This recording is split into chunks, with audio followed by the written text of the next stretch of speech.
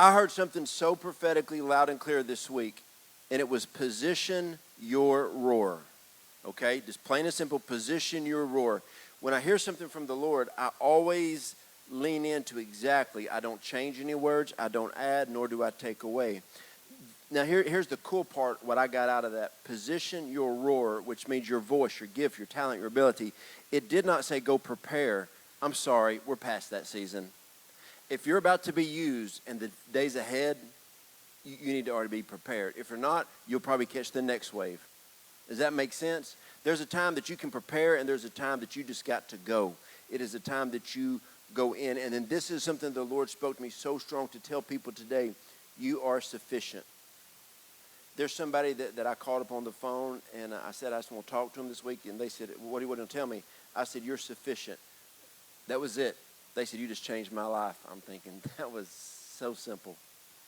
Some people need to know that you're sufficient. What does sufficient mean? Enough.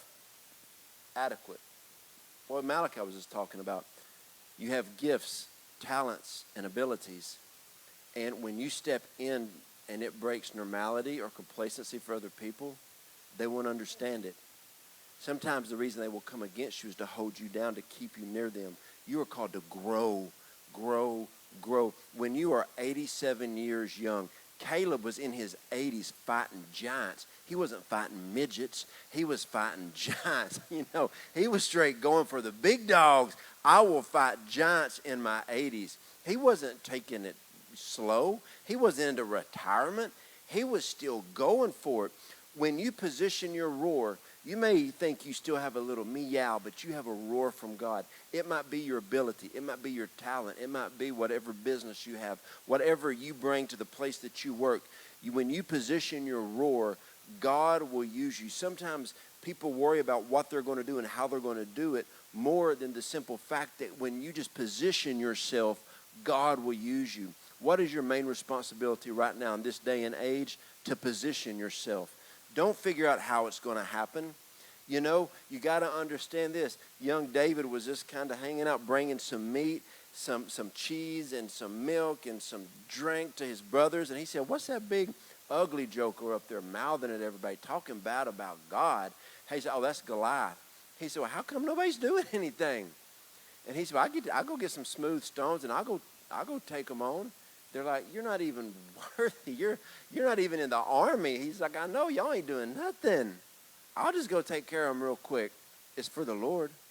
And this is the cool part about, I'm just kind of making this part up, just thinking about it. But you ever thought that he was thinking, I know all the prophetic words over my life. Do you honestly think God would allow me to die today? Like one time I was on this flight, and it was like jacked up. Just... Y'all know, y'all been on those. And this lady was crying out to Jesus, and she didn't even know him. But everybody was nervous, and I said, hey, look, stop. We're going to be okay. I got a big calling on my life, and God's not done with me. So he can't let this plane crash. And they looked at me like I was crazy, and it was kind of smoothed out. So David said to Goliath, man, he's talking bad about God, so I've already got favor over him. And he went and he defeated him. It was so simple. 1 Samuel 17, 45, 46. Then David said to the Philistine, you come to me with a sword and a spear and a javelin? Are you serious? That's all you got? I got a stone. That makes no sense. Your calling doesn't either. Do you hear me? Let's just say he was 6 foot, Goliath was over 9 feet. He said, you got a sword, a javelin, and a shield, and I got a stone. Man, you're an idiot to fight me. Because I got God on my side. This is where you got to get to in life. And it said, but I come to you in the name of the Lord of hosts, which is the greatest weapon you could ever have, the God of the armies of Israel, who you have defiled. On this day, the Lord will deliver you into my hand, and I'm going to strike you down, and I'm going to cut your head off.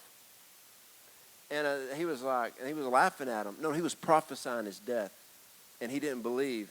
When people come against you, they may be bigger than you, stronger than you, but do you have a simple rock and a sling in your hand? And when you got God on your side, nobody can stand against you. Listen, a lot of times in life, you don't need to do the work. You just need to position your roar, and then God will bless what you're doing. There's been times in my life when God has told me to go to events or places and simply just go to them, and I would make a difference. And I wasn't doing anything. God will just put you in the right place. You know, I think about Esther in Esther 4:16, and Esther told Mordecai, go gather all the Jews and get them together to fast for me. Don't eat or drink for 3 days, and I'm going to do the same. She was about to do the unthankful. She was about to go to the king unannounced and say, excuse me, king, and everybody around, I need to talk to you. You didn't do that. But she said, if I perish, I perish. It's okay. I just need to position my roar.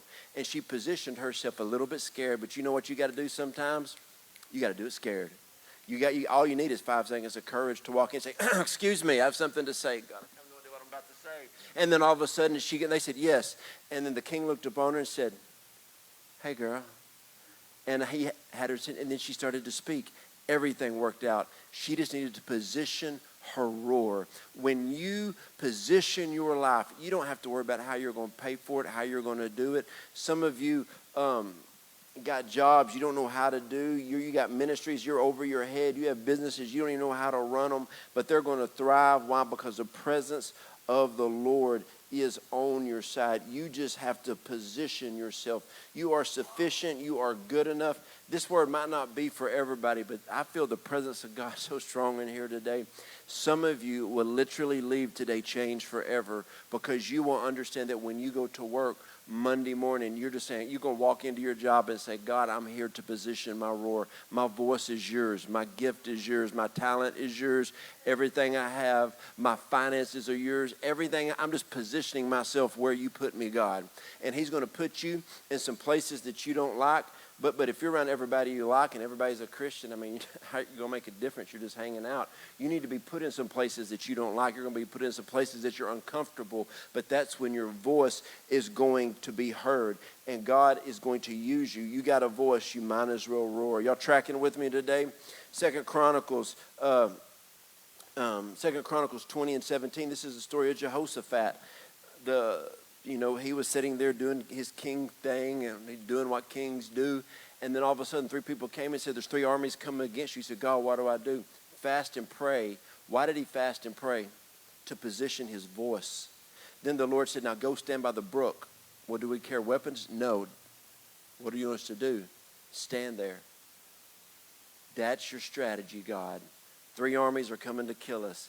We fast and pray for 3 days. And then we go and stand. Now, have you ever fasted just water for 3 days? You're weak physically. God needed them physically weak so they could only depend on him. You ever thought of it like that? So 3 days of fasting, they went and they stood there. And then all these armies were coming, and they were like, okay, well, we're just standing here. That's all they had to do. They positioned their roar. Sometimes the best thing you can do is stand. Don't try to figure it out. You just have to stand there. Now, Prophet Nate Johnson said this week. He had a really good word. I'll just tell you the title of it. It said, pioneers need to find their eagle's nest. You need to find a place that you're planted and a place that you're loved and nurtured. And the cool thing about an eagle's nest is Mama Eagle will straight kick you out when it's time to fly. Why is that? Because people like to get in a little nest and they like to feel comfortable and sit there for years on the same chair, the same pew. I don't do pews, but we have chairs here, and they're nice and comfy too.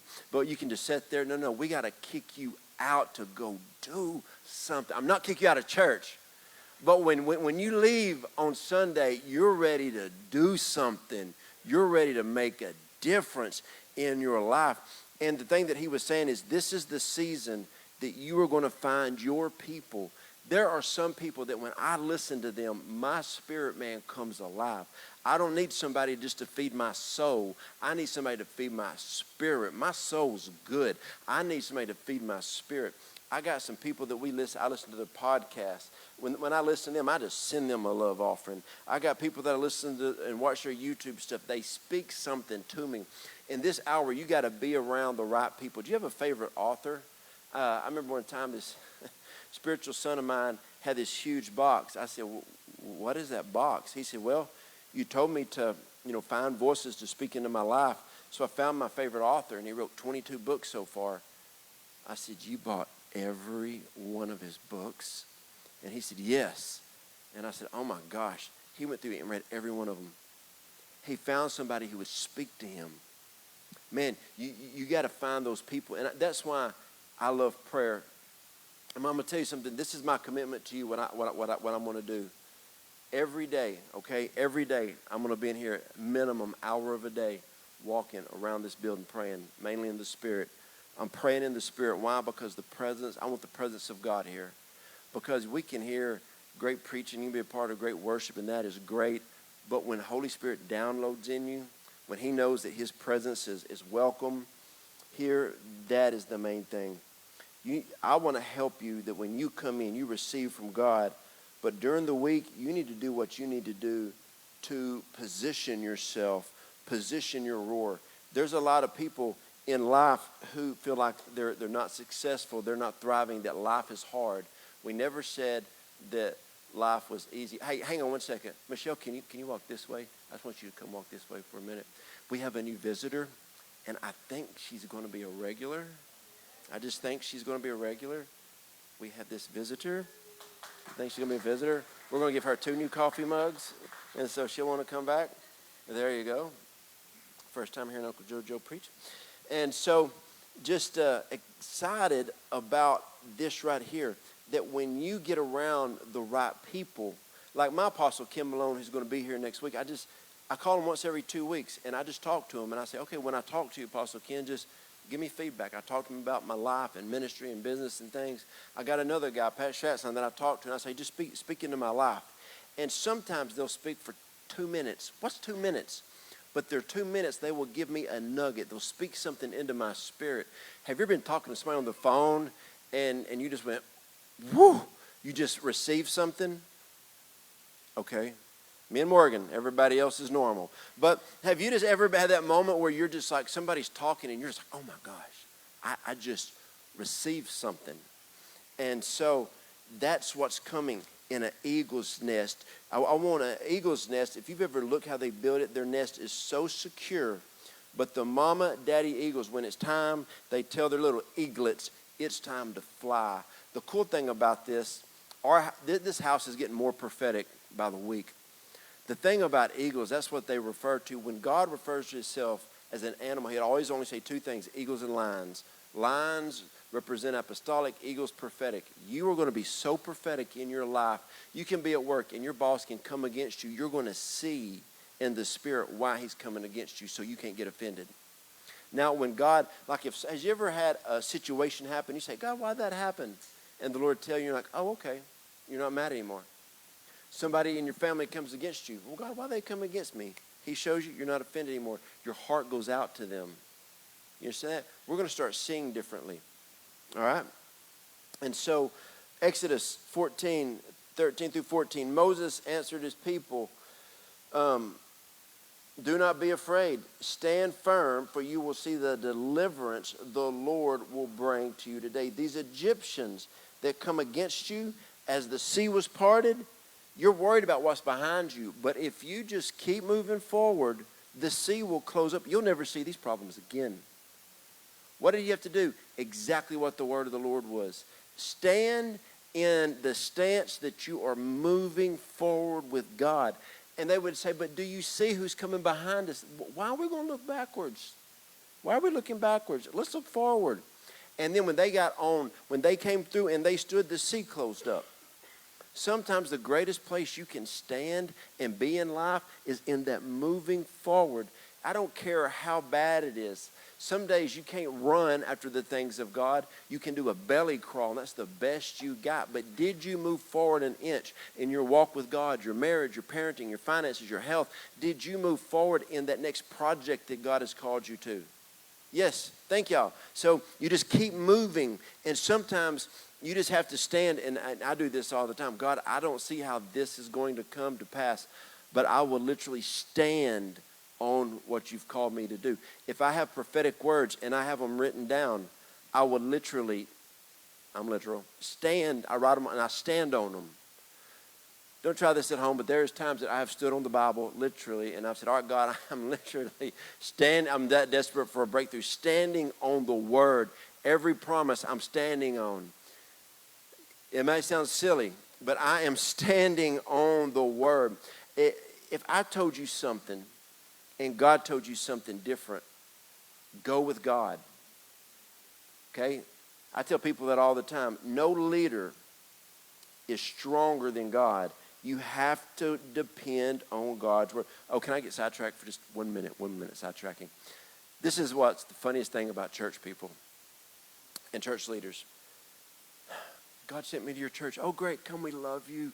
We put you in leadership. You worship, you preach, you do kids, you do nursery. You're a church leader. We love you. You invest in our people. God told me to go. No, he didn't. You don't even hear God.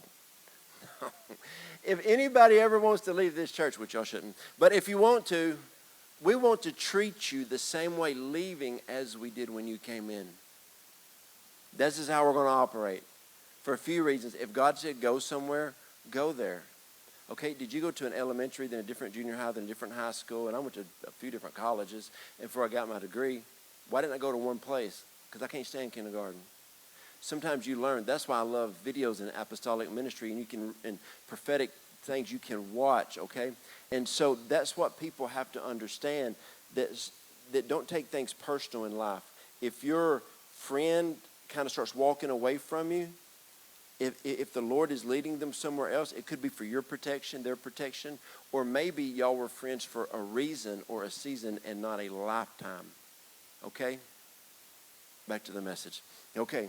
And so one thing about Exodus that you have to understand is Moses told the people, look, yeah, there's a few thousand Egyptians. Yes, they hate us. Yeah, they got swords. Yes, they're cursing. Yes, they're threatening to kill us. But look, don't be afraid, okay? Nothing will happen to us. Do you honestly think God brought us out of Egypt and made us walk around because y'all grumbling jokers for 40 years, and he got us right before our promised land and he's going to let us die? No, he ain't going to let us die. We're going to go in, and Caleb's like, I know he is. I'm about to slay me some giants at 80-something years of age. And so you got to understand the prophetic words that you haven't stepped into are the reason you're going to get on through. Are y'all with me? Next time you're in a battle, you're like, you ain't got nothing on these prophetic words. So you have to fight with your prophetic words. You have to learn how to fight with your prophetic words. God, I know you promised me this right here, but right now I'm over here in this situation. God, please bring me through so I can get to the word. And the older you get, you learn to fight with your words a whole lot more. As you get older, as you get up a little bit slower, you move a little slower, you will start to understand, oh, I'm not as young as I'm still as good looking as I used to be, but I'm not as young as I used to be. And I am going to have to fight just a little bit harder. Because what one generation doesn't do, they leave it for the next generation. And I don't want my kids to have to pick up daddy's slack. I want them to, my ceiling is, whatever I do in life, ministry, business, my ceiling is where I want them to walk up on the steps, and there they are. And so you have to learn to fight with your prophetic words, because it's really not about you. It is, you got to strike the ground with them. How many times in the Bible you read different things where they would strike the ground, strike the rock, and the water would come out? And I'm going to tell you, in this day and age, there's a lot of things going on. You're going to have to find out what you stand for and what you have to just let go. Because there's only, I've found over 4 million things people are arguing about today. I just made that number up. But there's so many things people are arguing about. You have to find out what you stand for and what really doesn't matter, because you can get in so many debates you lose who you are. I'm telling you, I look at that Appeal to Heaven flag every week, and my declaration, I've been believing for revival and an awakening in our nation for 28 years.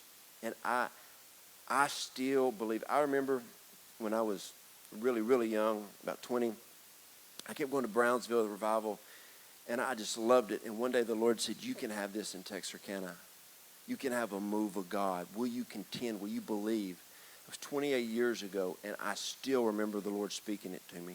And I wish it would have came to pass the next week, but it didn't. I actually walked into a service thinking it was going to happen. It was the worst service I was ever over in my life. It didn't happen. And 28 years later, I'm still believing that something is about to break out in Texarkana and in our nation. But you got to stand for that. I don't care, some people say, oh, we're going to go seeker friendly. We don't want the Spirit of God moving. We don't believe in prophecy. That's great. But I'm standing on a word I got 28 years ago from God. I've read so many books. I've almost read as many books as Morgan has. And I'm just reading and studying and showing myself approved and positioning myself to roar. And I'm just like, God, something's about to break. How many of y'all have words over your family? Have words over your finances, words over your health, just words. I mean, sometimes we're trying to disciple parents and grandparents. It's supposed to be the other way around. But you have no idea what's going to happen. I know some people, their biggest prayer is that their grandparents serve the Lord, get saved, go to church. I mean, we're turning things around. Things are about to come full circle in America. I really believe that you're going to see a revival in families. You're going to see families that are strong, great-grandparents, grandparents, parents, kids, just everything is going to start happening, that people are going to actually put their phones down and have dinners together and all of that type of stuff. And it's just things are about to change, but somebody has to stand. Now, in Daniel, it talks about Daniel, and what would happen is the king would come in, and the king would find a group of men, and he would say, I want to train you. It's kind of like college, 3 to 4 years, and I want you to learn everything about our kingship, about our nation, and the direction we're going spiritually and politically. And we're going to make sure that you eat the best, drink the best, you're going to wear the best clothing. And Daniel came up and said, hey, no offense. He told the chief guard, the chief official, he said, what I want to do is for 10 days, I don't want to eat the king's food, and I don't want to drink the king's wine. I just want to come in here and drink water and eat vegetables, and I guarantee you jalapeno peppers were part of it. I know they were. And they were like, wait, no, the king gave you the best. And he said, just listen to me. I'm supposed to, for 10 days, drink water and only eat vegetables. And, there's multiple times, actually, that Daniel would do different types of fast. And so the chief officer said, I could lose my job over this. And he said, no, me, Hananiah, Mishael, and we're going to come in, and Azariah, the 4 of us, we're only going to drink water and eat vegetables. Please answer this request. He said, don't tell anybody, because the king will be frustrated. And here's the problem. After 10 days, you're going to look horrible, you're going to be weak, and I will get in trouble. At the end of 10 days, all of these young men walked out. And they said, what is it about these 4?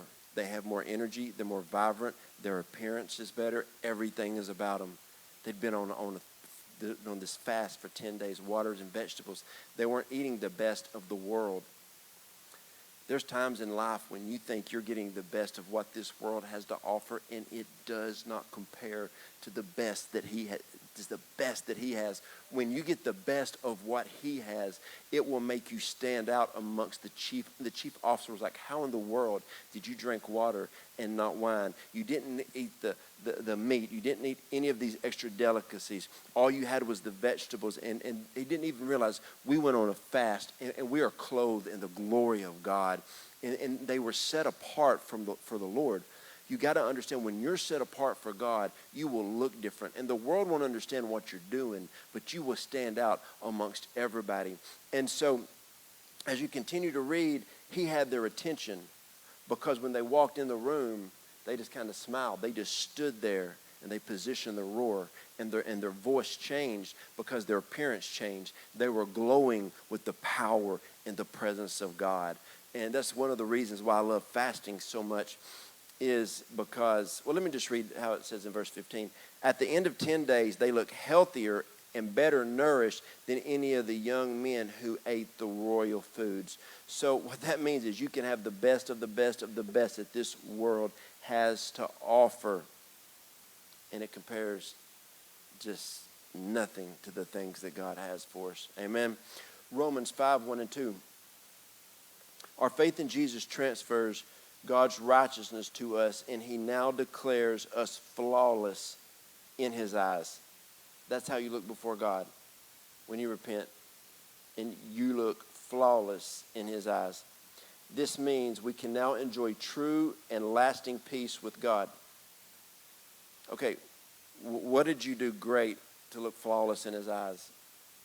You stood there, positioned yourself to let your roar be heard. 2 Chronicles 16:9, it says, for the eyes of the Lord move to and fro throughout the whole earth, that God can find one person who their heart is pure before God, and he'll show himself strong on their behalf. He's looking for somebody just to sit there. Okay, crazy moment. When I'm with God, I'm a little different than with people. But I remember one time, I had these little, they look like little orange cones, like little cones. And I said, okay, God, act like these are the things that the people that, waving the airplanes have. I was telling God to imagine it. And I said, and I was probably about 10 years ago, and I was standing outside about midnight, and I was doing this with these cones. If somebody saw me, well, you know what they'd think. And I was just waving them, and I said, God, this is what I'm going to do with my spirit the rest of my life. If you're looking for anybody in Texarkana, here I am. If you want to give anybody some crazy prophetic word, they'll get tons of backlash and not give a rip. I want to be your guy. But you have to get me to the place, because I care what everybody thinks about me 10 years ago. Now, I really don't care because my relationship is strong. But I was waving those things that wave planes in, those things.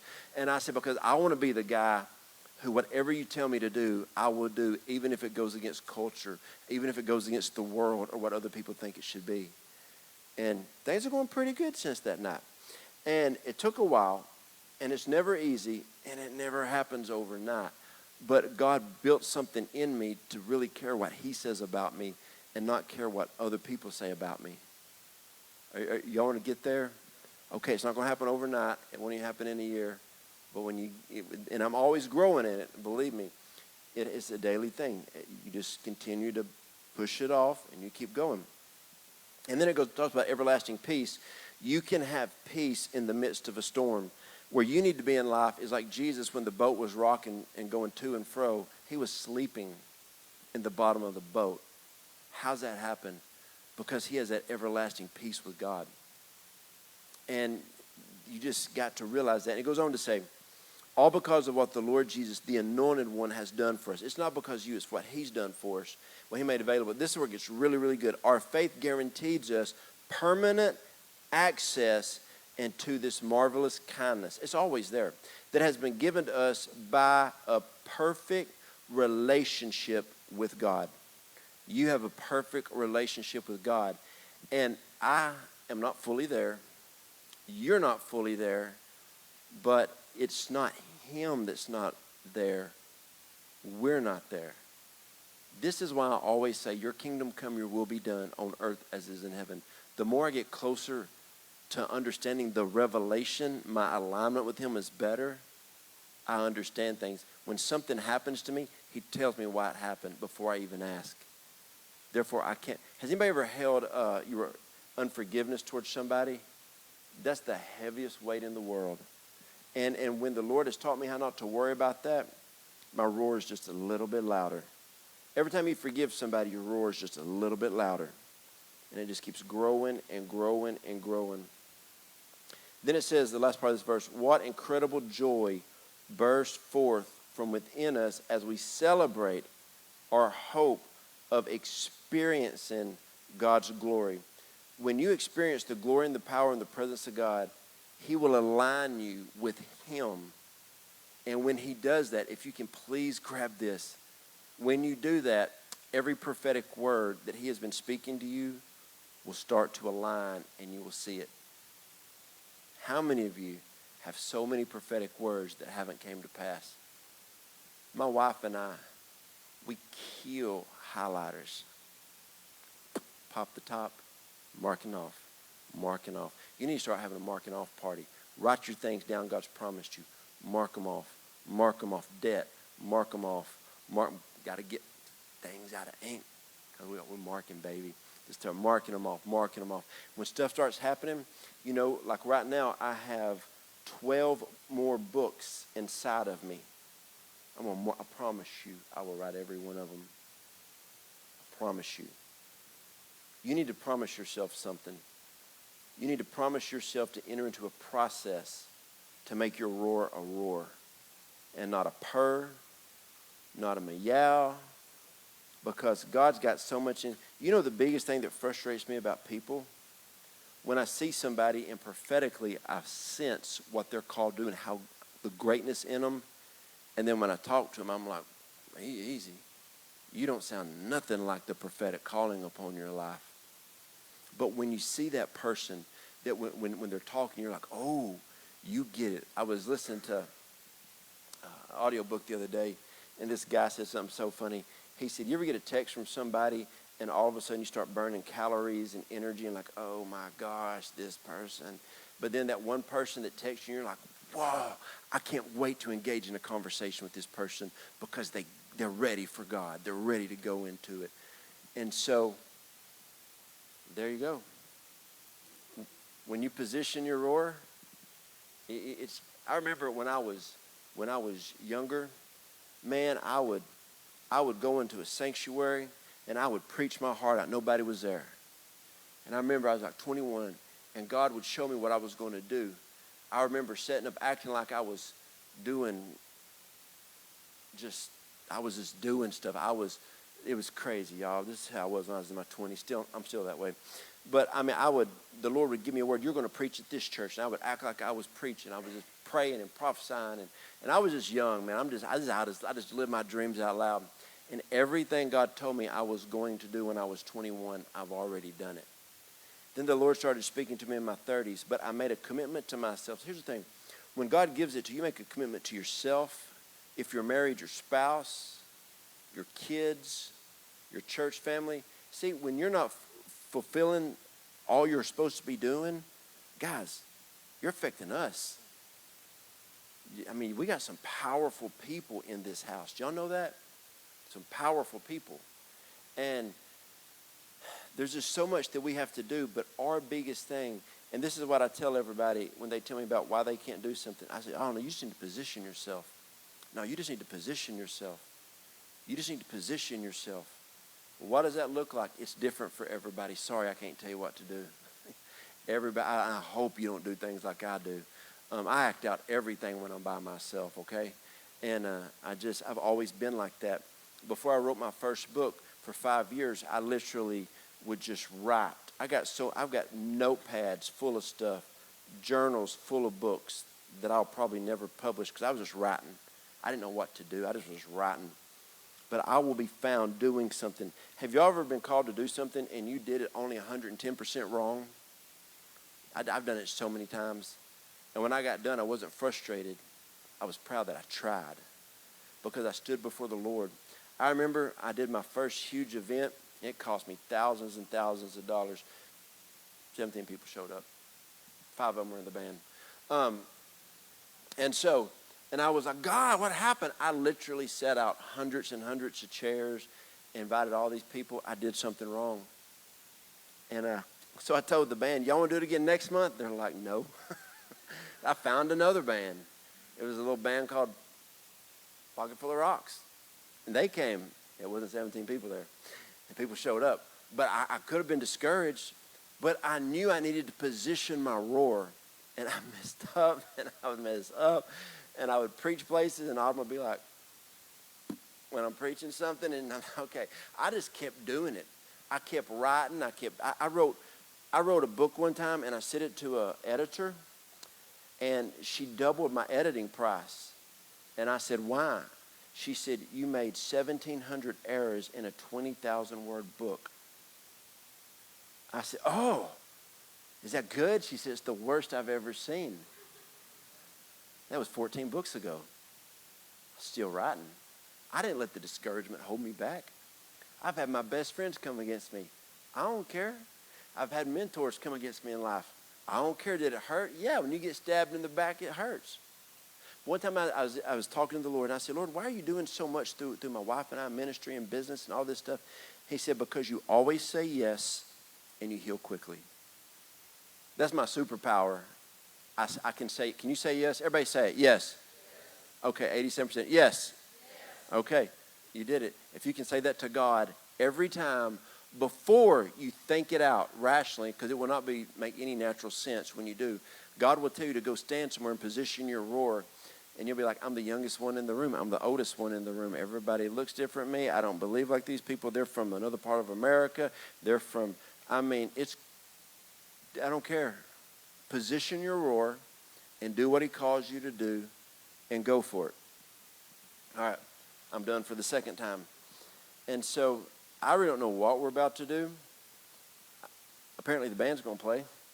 And we're going to start praying.